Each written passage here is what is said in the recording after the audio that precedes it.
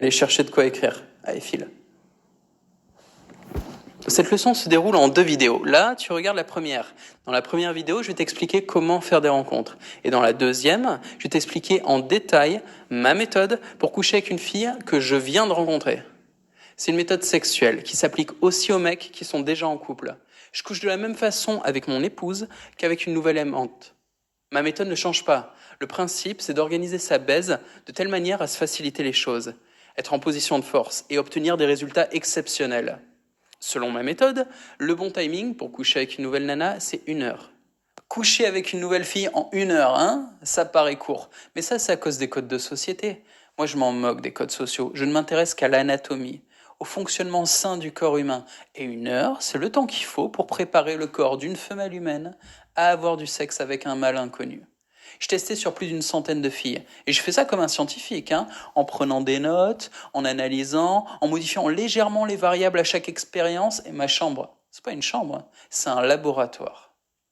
À la conclusion de mes recherches, si je suis tombé d'accord sur la durée d'1 heure, c'est pas dans le but d'aller le plus vite possible comme si j'étais pressé. Pas du tout. C'est uniquement pour m'aligner sur le rythme de l'anatomie féminine. C'est uniquement dans un but d'efficacité et d'harmonie avec le corps. Le sexe, c'est comme la musique, hein. Si on va trop vite ou trop lentement, ça foire tout. L'harmonie, c'est la bonne action au bon moment. En fait, le bon rythme. Ma méthode est à ce jour la base la plus solide qui soit pour bâtir des relations. J'ai rencontré mon épouse en usant de cette méthode et ça fait 5 ans que je suis avec elle. J'ai rencontré chacune de mes amantes en usant de la même méthode. Ouais, j'ai des amantes. Mon épouse et moi, on est en relation libre. Donc ça me permet d'avoir des amantes. Et avec certaines de ces amantes, je choisis de bâtir une relation jusqu'à ce qu'elles trouvent un homme avec qui elles veulent construire une relation exclusive, le mec de leur vie, faire des enfants. À ce moment-là, je leur dis au revoir, je leur donne ma bénédiction et puis je suis très content. Mais jamais je me retrouve avec une nana qui me fuit après avoir fait l'amour. Et pareil, je m'enfuis pas en courant après avoir fait l'amour comme un dieu à une nana que je viens de rencontrer. Non, non, je reste dans le lit, je prends mon bloc-notes et je dessine un graphique, tu sais, pour lui illustrer sa performance sexuelle et lui faire un compte-rendu. Et généralement, ça la fait tellement marrer qu'elle reste avec moi. Un peu de théorie. Faire des nouvelles rencontres. Est-ce que tu as la moindre idée du nombre de gars qui cherchent à rencontrer une fille, que ce soit pour baiser ou pour construire une relation? Est-ce que tu as la moindre idée du niveau de frustration, du niveau de solitude dans le monde? C'est énorme. On est tous touchés, on l'a tous été. Toi, moi, tout le monde. Et à chaque problème, il y a une solution. Le problème, c'est que pour augmenter ses chances de faire des rencontres, la seule méthode qui soit proposée aux mecs, c'est quoi? C'est la drague. Et ça fait chier. Parce que la plupart des mecs n'aiment pas draguer. Moi, je déteste ça.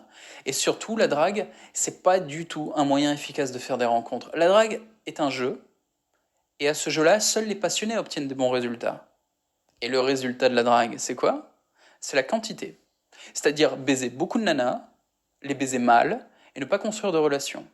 D'ailleurs, si tu parles à un dragueur, il va te parler de combien de nanas il s'est tapé.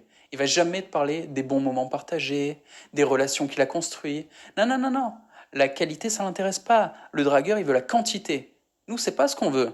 Déjà, ça nous intéresse pas de jouer. Jouer, ça veut dire mentir, donc raconter n'importe quoi à n'importe qui, perdre son temps en discussion stérile, aller à des soirées juste parce qu'il y a des filles, dans des endroits qu'on n'apprécie même pas, dans l'espoir incertain de faire une rencontre. Ou alors, on peut jouer au dragueur aventurier, dans la rue, supermarché, dans le métro, aborder des dizaines et des dizaines de filles, essuyer refus sur refus, et parfois, à force d'insister, on en trouve une qui veuille bien. Tu parles d'un choix. Choisir une partenaire juste parce que c'est la seule qui a bien voulu, la seule qui n'a pas dit non. C'est pathétique. Sauf pour ceux que ça amuse. Pour les joueurs qui sont passionnés par ce jeu, et il y en a, je les comprends. C'est un jeu qui donne des sensations, des émotions fortes, qui demande de beaucoup réfléchir, improviser. C'est pas plus con que jouer aux jeux vidéo. Mais encore une fois, le problème c'est que je suis pas là pour jouer. Et quitte à jouer, je connais des jeux beaucoup plus drôles. On appelle ça les jeux sexuels. Va voir sur mon autre site, Sex ou en code X. Tu verras que je suis joueur en fait. Mais quand il s'agit de faire de nouvelles rencontres, tout ce que je veux, c'est trouver la meilleure des partenaires, en dépensant le moins de temps et d'énergie. Je cherche l'efficacité. Et si tu regardes ma vidéo, c'est probablement que toi et moi, on est sur la même longueur d'onde. Alors, bienvenue à bord, frérot. Je vais te donner ma méthode et je te demande même pas de la comprendre. Tout ce que je te demande, c'est de l'appliquer. En fait, quand il s'agit de femmes, il n'y a rien à comprendre. il est impossible d'analyser des nanas que tu connais pas encore. Pour faire une analyse sérieuse, comme un scientifique, il faudrait d'abord commencer par collecter les informations, puis les analyser. Moi, c'est simple, je m'interdis d'analyser une femme avant d'avoir échangé mes fluides corporels avec elle. Pourquoi? Pour pas perdre mon temps. Sans information valable, impossible d'analyser quoi que ce soit. Et sans avoir couché avec une nana, t'as en fait aucune info sérieuse sur elle. Pratique. Faire de nouvelles rencontres. La nouvelle rencontre se fait en 3 étapes. Le premier contact, donc la première fois où tu la vois, le premier moment d'intimité, le moment où vous vous retrouvez seul pour la première fois, et le premier échange sexuel. Et après ce premier échange sexuel, on peut considérer qu'une nouvelle rencontre a eu lieu. Et là, on peut commencer à discuter, devenir amis, mais avant, non. Dans cette vidéo, on va focaliser sur la première étape, le premier contact. Pour interagir avec de nouvelles filles, il faut des opportunités. Et les opportunités, il faut les créer. À moins que tu sois très chanceux, ça va pas se faire tout seul. Et j'aimerais que tu penses comme un investisseur. C'est-à-dire que tu vois sur le long terme. La création d'opportunités est un travail de fond que tu vas faire sur ton mode de vie. C'est pas en un jour, quoi. Le résultat de cet investissement, c'est que de plus en plus d'opportunités vont se présenter naturellement à toi. Moi, il m'a fallu environ 5 ans de travail sérieux, pour me construire une vie pleine d'opportunités. Aujourd'hui, j'ai tellement d'opportunités que j'en refuse. Sérieusement, je refuse des nanas pour qui j'aurais rampé il y a 10 ans. Tu sais pourquoi? Parce que j'ai pas le temps. Je veux me concentrer sur les relations déjà en cours et puis surtout, j'ai mon travail. Il n'y a que 24 heures dans une journée. On a beau avoir du succès, la limite reste le temps et l'énergie. Donc ça sert à rien de capitaliser un nombre abstrait de relations, tu seras toujours limité par le temps. Je préconise la qualité, parce que dans ce domaine, il n'y a aucune limite. On peut obtenir une satisfaction illimitée avec des relations de qualité. Aller beaucoup plus loin au niveau sexuel, avoir des projets, évoluer et peut-être même fonder une famille, avoir des enfants, tu te rends compte? C'est sérieux comme sujet. Comment créer des opportunités? Déjà, je veux détruire toute illusion que tu pourrais avoir. Être beau, être riche, être sympa, c'est bien, tu vois, mais c'est vraiment pas essentiel. C'est pas ça qui t'offrira des opportunités. Donc si tu crois qu'il suffit d'avoir du pognon, t'habiller correctement et être un mec sympa pour que les nanas viennent vers toi, t'as tout faux. Ça ne fonctionne malheureusement pas comme ça. Non, il va falloir que tu crées les opportunités. La création d'opportunités de rencontre se fait avec 3 ingrédients. Le contexte, la position sociale et l'action. Si un seul de ces ingrédients manque dans ta vie, les rencontres vont être extrêmement difficiles. Parce que tu auras très peu d'opportunités en fait. Ou alors si tu en as, tu ne les saisiras pas. Premier ingrédient, le contexte. Le contexte, c'est l'environnement, des événements où se regroupent des femmes disponibles et intéressantes. Et je vais te donner des exemples. Les activités sportives, cours de danse, cours de yoga, équitation, gymnastique, escrime. Les activités artistiques et culturelles, composition de bouquets, poterie, peinture, ateliers d'écriture, club de lecture, des concerts de groupes qui plaisent aux femmes. Ça c'est pas mal, c'est rempli de groupies hystériques qui hurlent en mouillant leurs petites culottes. Les formations aussi, cours de maquillage, cours de coiffure, cours de couture, les séminaires et conférences qui vont toucher un sujet qui intéresse les femmes, et les activités professionnelles impliquant un contact régulier avec les femmes. Ça c'est ce que je préfère. Dans le choix du contexte, il faut respecter 2 règles. Première, choisir intelligemment ces événements. Par exemple, si tu choisis la danse et que tu te mets au breakdance, il y aura que des mecs. Il faut aller vers le zouk ou le tango, tu vois, des danses sensuelles pour les couples. Deuxièmement, choisir en fonction de ton identité. Trouve des activités que tu aimes. Les femmes le sentent. Si tu te forces à faire un truc que tu détestes, déjà tu vas te pourrir la vie, et surtout tu vas envoyer une image négative de toi-même. Ce qui veut dire qu'il faut être créatif. Je t'ai donné une liste de contextes pour que tu aies des exemples, mais c'est à toi de trouver ce qui te convient. Et pour ça, il faut de la patience. Être comme un investisseur qui fait des tests avant de mettre toutes ses ressources dans la même direction. Toi, tes ressources, c'est le temps disponible. Et surtout, il faut être créatif. Fais des recherches, prends le temps d'y penser. Discute avec tes potes pour trouver de bons contextes. Discute avec des nanas qui te plaisent pour comprendre dans quel contexte elles aiment se réunir. Pour faire simple, c'est à toi de choisir le contexte qui te convient. Sinon, ça ne fonctionnera pas. La position sociale. Partons du principe que tu es dans un contexte favorable, rempli de femmes disponibles et intéressantes. Maintenant, il faut une bonne position sociale. Cette position doit respecter plusieurs règles. L'action. Il te faut un truc à faire.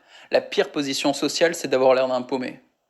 Un homme qui sait pas quoi faire a l'air d'un paumé. L'image classique, c'est le mec seul, un verre à la main, tu vois, en boîte de nuit, ou le mec seul qui se balade dans la rue en espérant rencontrer des femmes, le dragueur, quoi. D'ailleurs, pourquoi tu crois que tous les mecs en boîte qui galèrent tout seuls ont tous un verre à la main? C'est pour se donner une contenance, pour donner l'illusion qu'ils ont quelque chose à faire, pour faire croire qu'ils sont pas complètement paumés.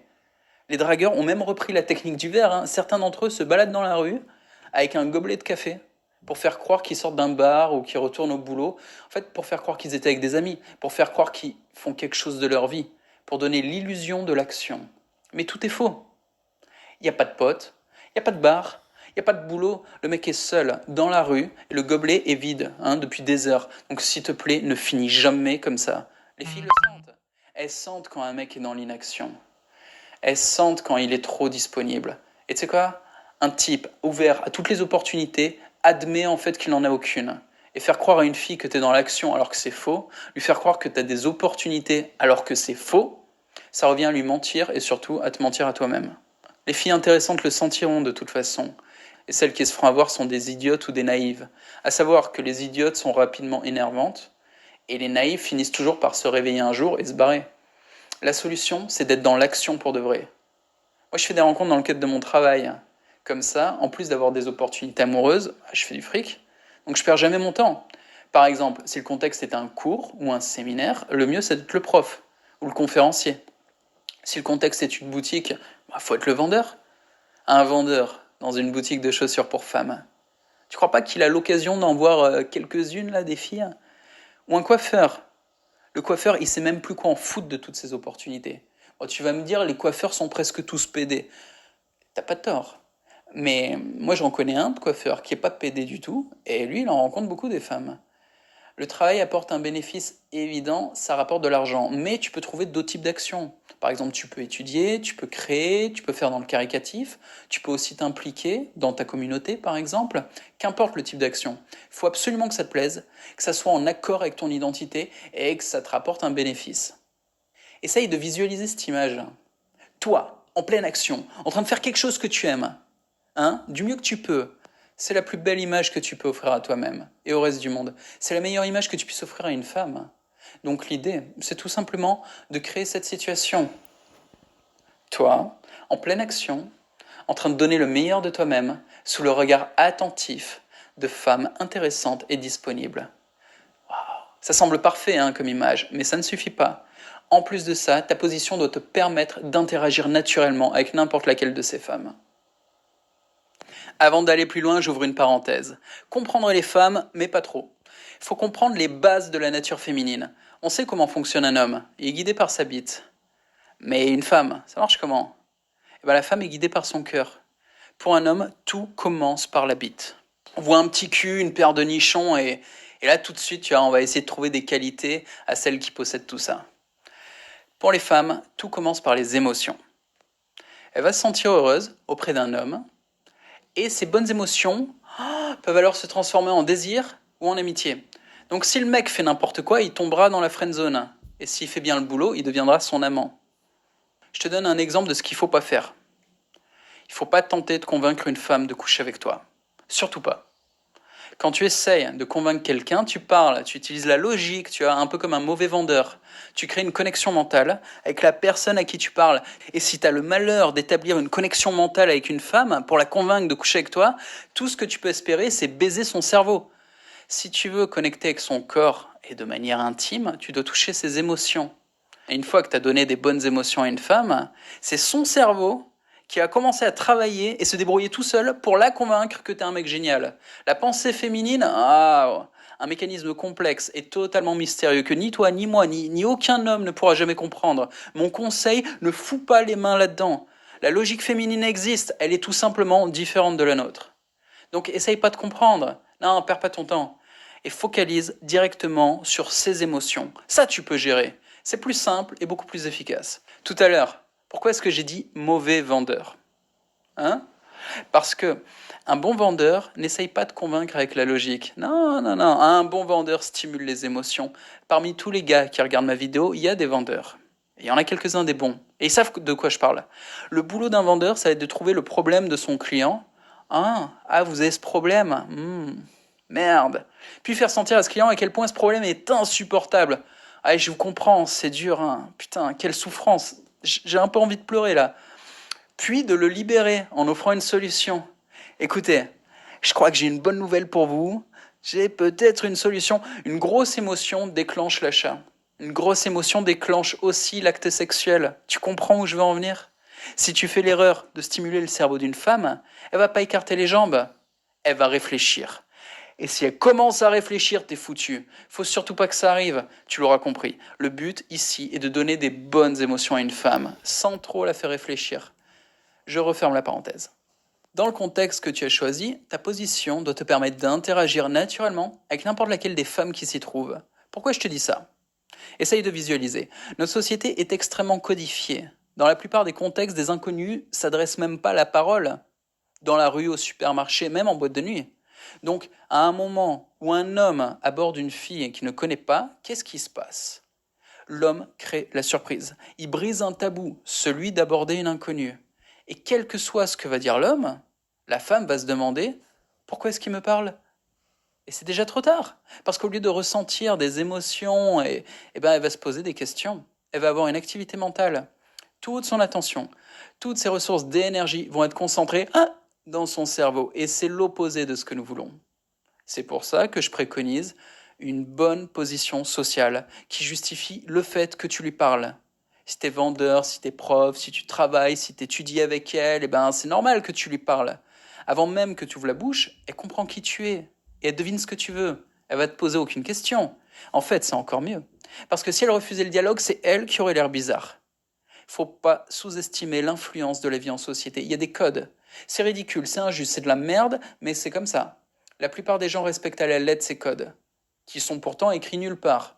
Ils respectent ces codes par peur du ridicule et surtout par peur du rejet.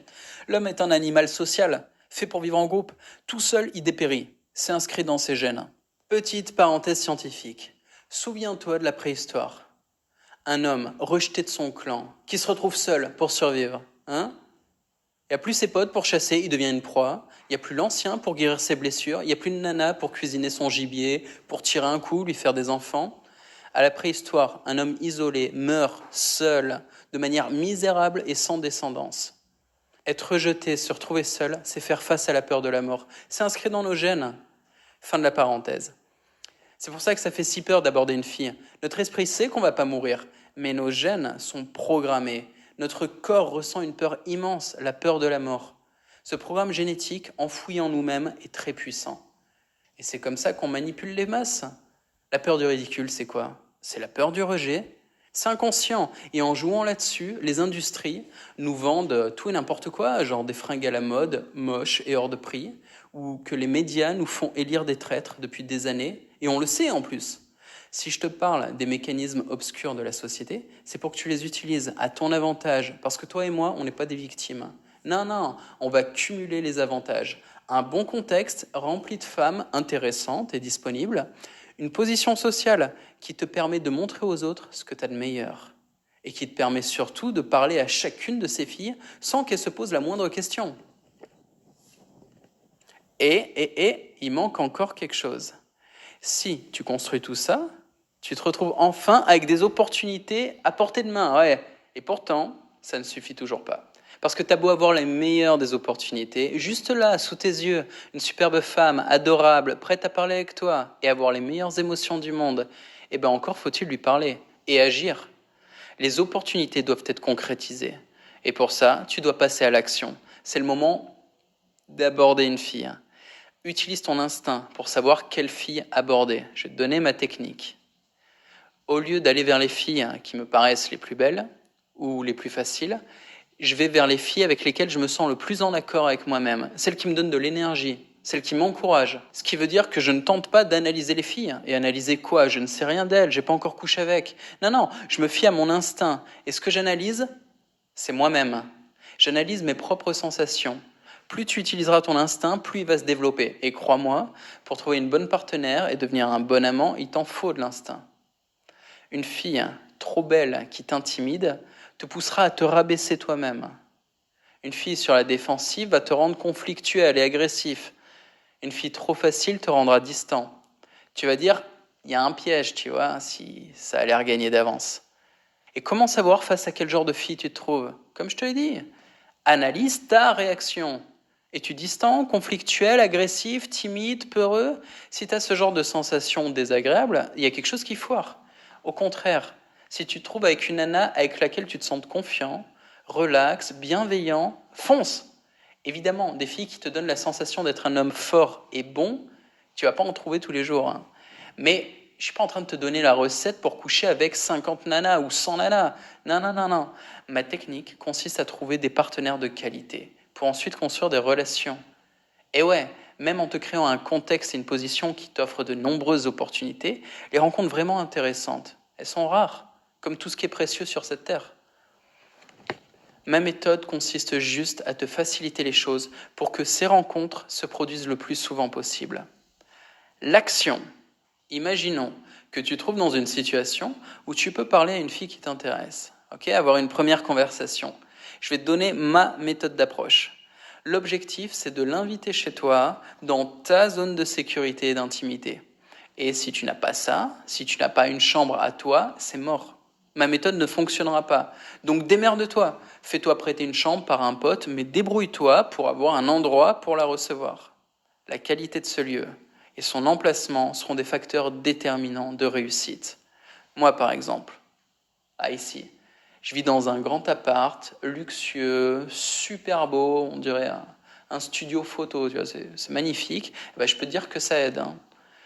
Et si tu te poses la question de peut-être tu peux aller chez la fille pour la première rencontre, je t'arrête tout de suite. Non, non, non, non. Si tu vas sur son territoire pour la première rencontre, tu réduis tes chances de réussite.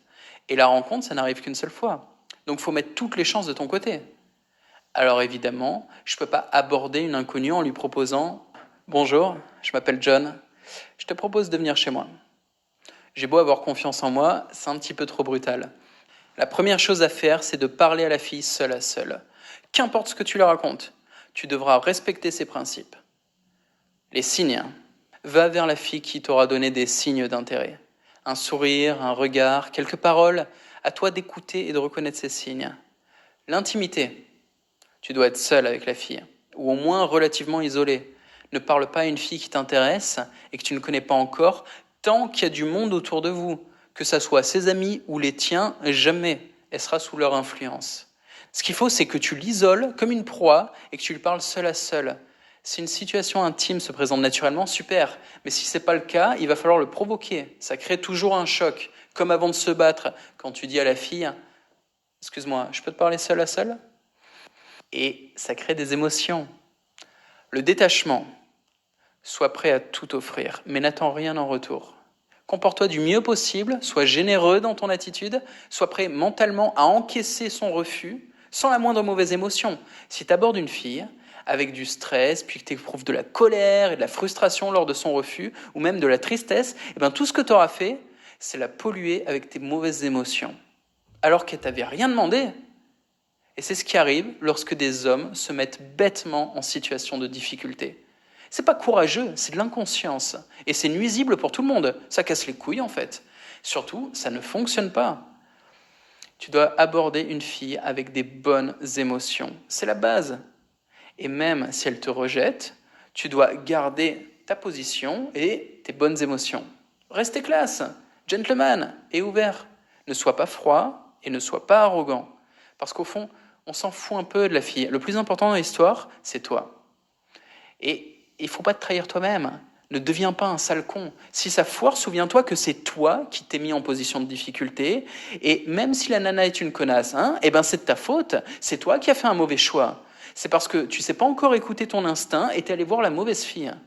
Alors, quoi qu'il se passe, tu prends tes responsabilités comme un homme, tu restes digne et bienveillant. La durée. La conversation avec la fille doit durer entre 5 et 15 minutes. Moins de 5 minutes, c'est brutal. Plus de 15 minutes, hop, t'es en train de mettre les pieds dans la friend zone. Danger, là tu deviens son pote, c'est le pire qui puisse arriver. Le processus. Le plus important, c'est la qualité du processus. Cette première rencontre, sous forme d'une petite discussion, doit être agréable, pour toi comme pour elle. Et c'est toi qui as commencé cette action. C'est toi qui as tout amorcé. Tout ce qui va t'arriver est 100% sous ta responsabilité. C'est ton boulot à toi, l'homme, de s'assurer que tout se passe bien pour tout le monde. Et quelle que soit la conclusion. Donc ne sois pas une victime, ne sois pas un connard, sois à l'écoute, bienveillant et fort. L'objectif, je te l'ai dit, l'objectif c'est de l'inviter chez toi. Tu peux le faire directement si tu as l'impression que tu as assez de crédit pour le faire, mais moi je fais presque toujours ça en 2 étapes.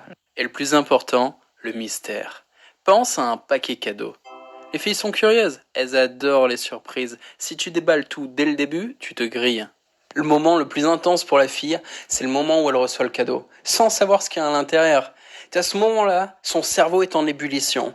Elle se demande, putain, c'est quoi? Elle veut savoir, tu vois, comme une petite fille à Noël. Elle a des grosses émotions. Et au moment d'ouvrir le cadeau, l'émotion retombe. Considère que ce moment, donc le moment d'ouvrir le cadeau, c'est le moment où tu sors ta bite. Le moment où elle découvre ton érection magnifique. Et là, non, il est trop tôt. Pour l'instant, tu es dans un lieu public et tu viens de la rencontrer. Donc, c'est pas encore le moment de sortir ta bite. Il y a une autre façon de gâcher la surprise. Et c'est l'erreur classique. Il s'agit de trop en dévoiler sur toi-même. Beaucoup d'hommes croient naïvement marquer des points en déballant des aspects positifs de leur vie. C'est une erreur.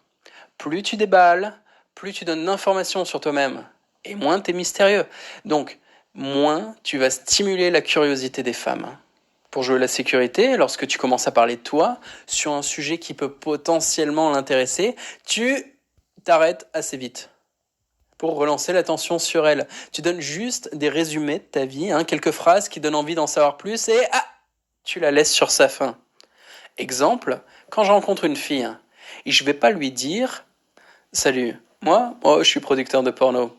Tiens, regarde, ça c'est un de mes films. » Je lui montre dans mon téléphone. « Ouais, regarde, c'est... » Bon, on me reconnaît pas là parce que on voit pas ma tête, mais c'est ma bite. Si, c'est moi. Bon, je suis peut-être parti un peu en couille sur mon exemple, mais l'idée, c'est de pas trop en dévoiler sur toi-même. Dans ma situation, il vaut mieux que je me présente comme ça. Bonjour. Ce que je fais dans la vie, je fais des vidéos, j'écris des textes, je donne des cours sur le sujet des relations amoureuses. Et toi, tu fais quoi? Tiens, je lui donne un petit peu quelque chose de croustillant, là, les relations amoureuses, pour attirer sa curiosité, mais en même temps, je dévoile pas trop. Et je renvoie sur elle. Donc, à la fois, ça va lui faire plaisir, et ça va la frustrer un petit peu. Parce qu'elle aurait voulu en savoir plus. Et attention, quand tu te présentes, faut pas que ça soit trop chiant. Enchanté, je m'appelle Michel et je travaille dans le secteur agroalimentaire. Et vous? Standardiste dans une agence d'assurance. Donc tu vois, ça c'est le début d'une conversation qui n'intéresse personne. Si vous avez tous les deux des boulots d'esclaves qui vous pourrissent la vie, essaye d'orienter la discussion sur un autre sujet, tu vois, un truc sympa. Essaye de la faire rêver un peu.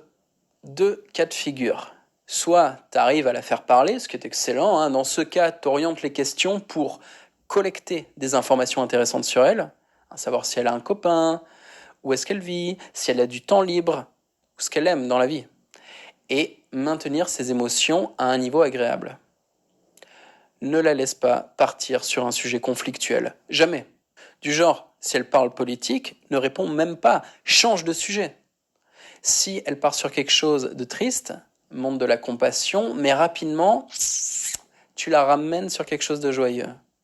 Second cas de figure, elle n'est pas bavarde. Elle dit rien, tu vois. Tu dois gérer la conversation.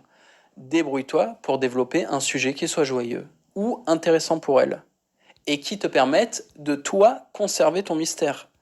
Dans tous les cas, ne passe pas 15 minutes à parler de toi. Donne uniquement des indices, des petites infos qui donnent envie d'en savoir plus. Et c'est uniquement si tu arrives à susciter l'intérêt de la fille que tu parviendras à ton objectif, je le rappelle, c'est de prendre son contact et de l'inviter chez toi. Si elle refuse de te donner son numéro, sans te donner de raison valable, inutile de te creuser la tête pour comprendre.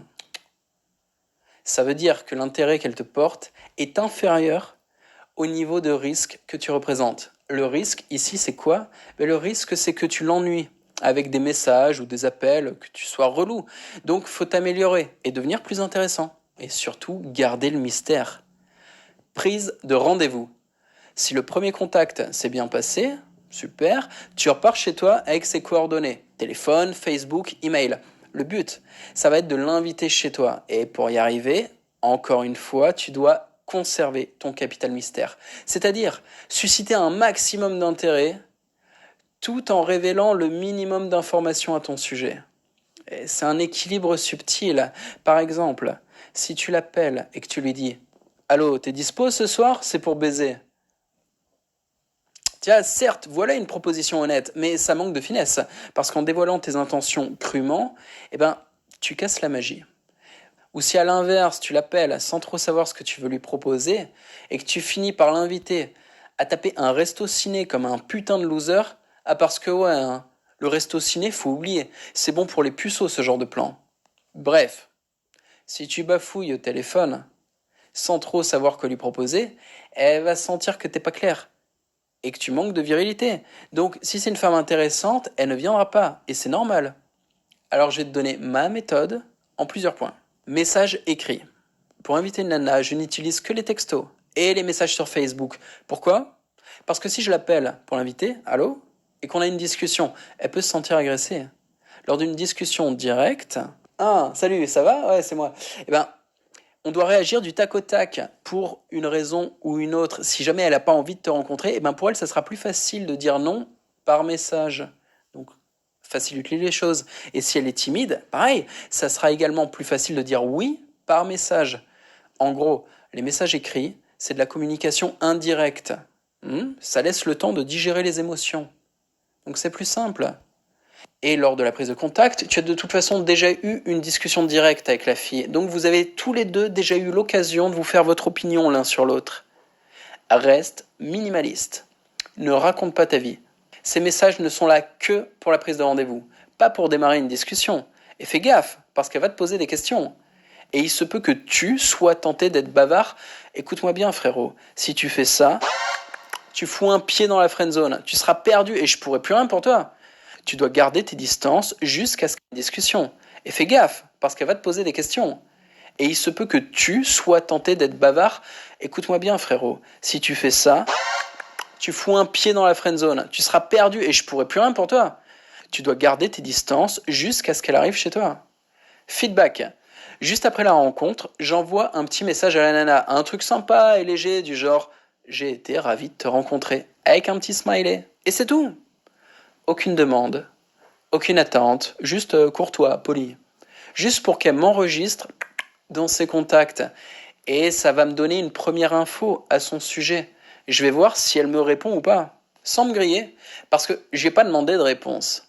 Il n'y a pas de question dans mon message. Donc sa réponse ou son absence de réponse me donnera quelques infos sur son niveau d'intérêt à mon sujet. Le message d'invitation. 2 ou 3 jours plus tard, je l'invite, toujours par message, et l'invitation respecte plusieurs règles. Reste minimaliste, toujours pas de copinage, non. Invite-la chez toi, et nulle part ailleurs. On va pas au resto, on va pas au ciné, on va pas voir des amis, on va pas chez elle. Non, on va chez toi. Propose un prétexte.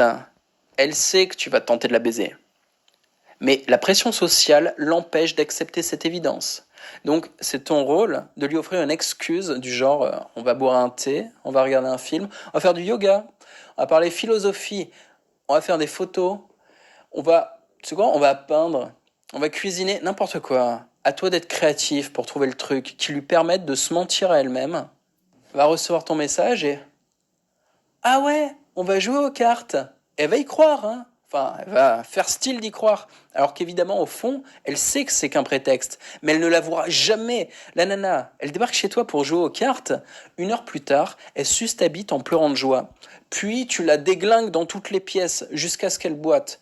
Vous vous mettez ensemble, vous vous mariez, vous avez des gosses carrément, hein. Et des années après, elle prétendra encore qu'elle était venue juste jouer aux cartes. La mauvaise foi féminine, mon pote, c'est... Bon, je propose toujours 2 ou 3 dates différentes. Et j'ajoute, si t'es dispo à aucune des dates, propose-moi une. Le délai, j'invite jamais pour le soir même ou pour le lendemain. C'est un coup à passer pour un obsédé sexuel en manque. Et je l'invite dans 3 ou 4 jours, minimum. Propose un créneau horaire précis. 3 heures, c'est parfait. 1 heure pour appliquer ma méthode. 1 heure pour faire l'amour. Et 1 heure de relaxation post-coïtale. Pour discuter, grignoter, faire connaissance, et de préférence en journée, fin de matinée ou début d'après-midi. car c'est à ces heures-là que tu auras le plus de puissance sexuelle. Le truc, c'est quand tu lui proposes 3 heures de rendez-vous, par exemple de 15 à 18 heures, et en journée, la nana, elle n'a pas l'impression que tu veux la baiser.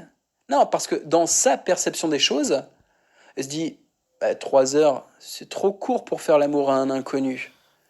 Et tu vas lui donner tort. En plus, pour elle, le sexe, c'est la nuit. Et là aussi, tu vas lui donner tort.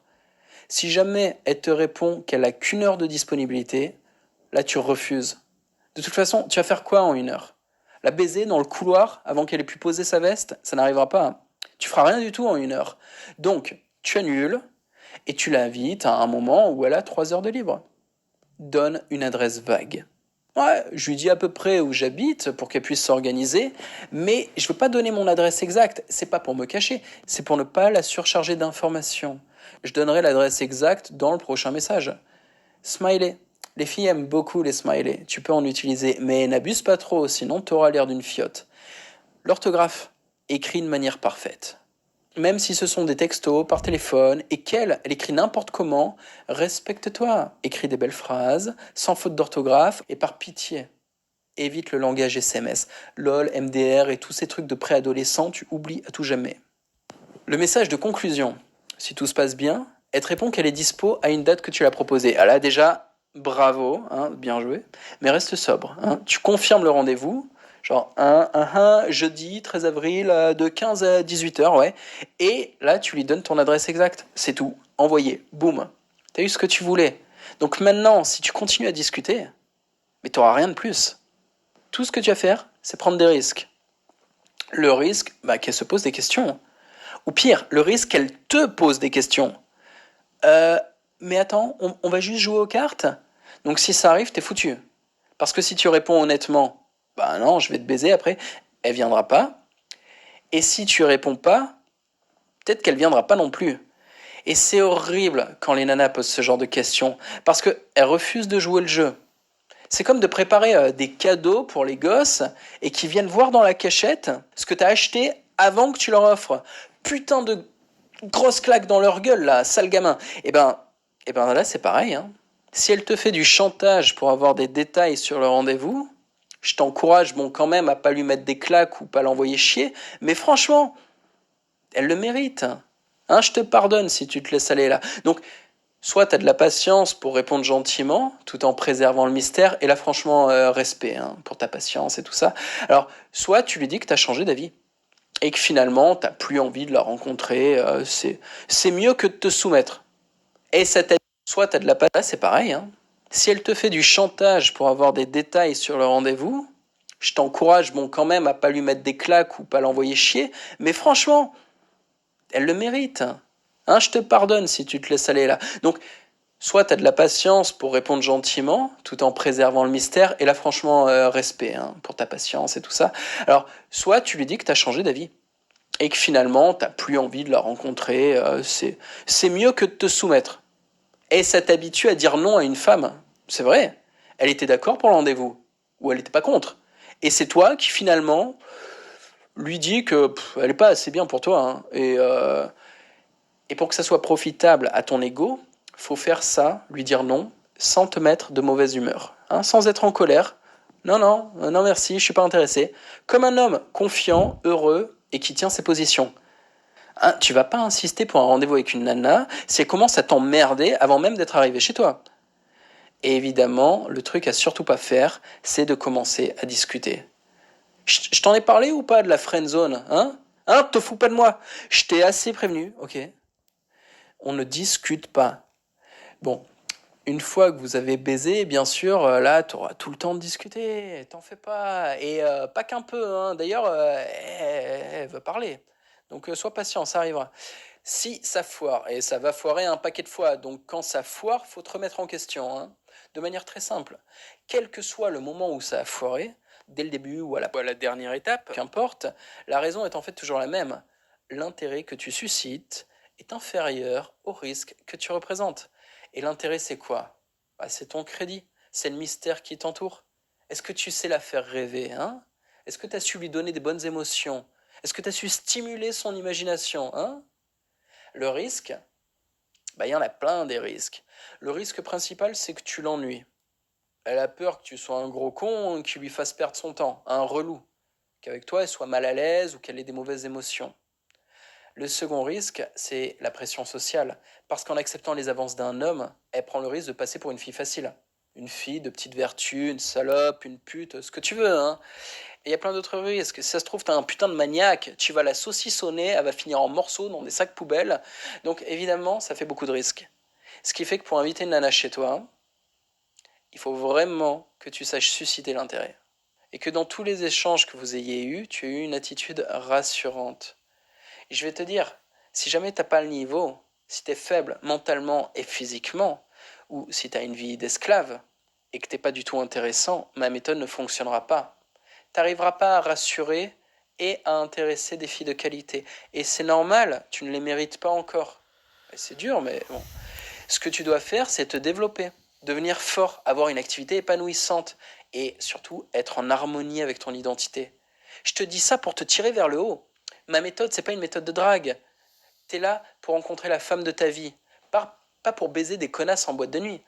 Et si tu veux te marier un jour avec une femme extraordinaire, comme moi je l'ai fait, il faut que tu sois au niveau. Moi, j'ai fait un travail de développement personnel énorme avant de pouvoir rencontrer mon épouse. Donc tout ce que je te dis dans cette vidéo n'est valable que si tu es quelqu'un de bien et que tu as fait un vrai travail de développement personnel. C'est un travail constant et quotidien. Devenir un homme, c'est très profond pour ceux qui comprennent. Devoir. Analyse tes contextes.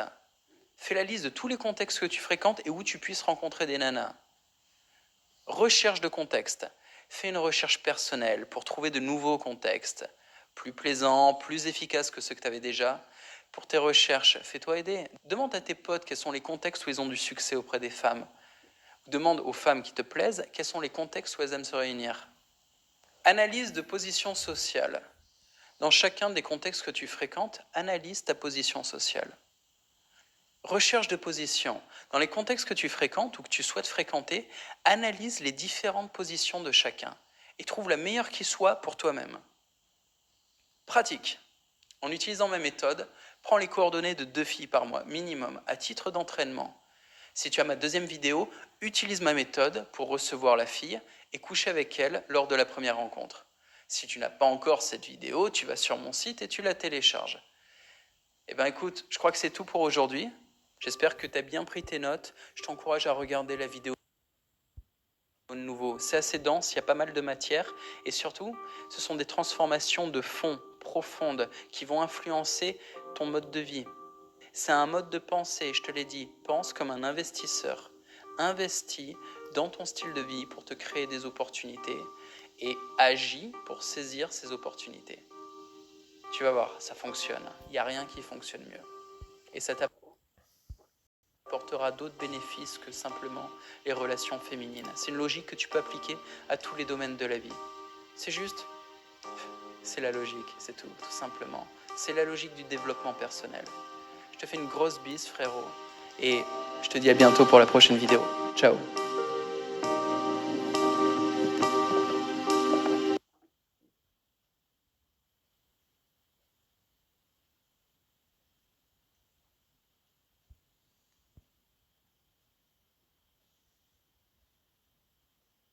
Boum! Salut frérot, je m'appelle John, je suis français et mon job, c'est de booster ta puissance de disponibilité.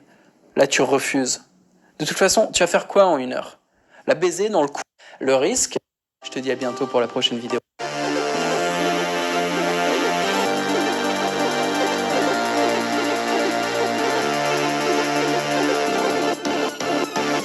Avec cette méthode, tu as besoin de pratiquement aucun équipement, aucune condition particulière.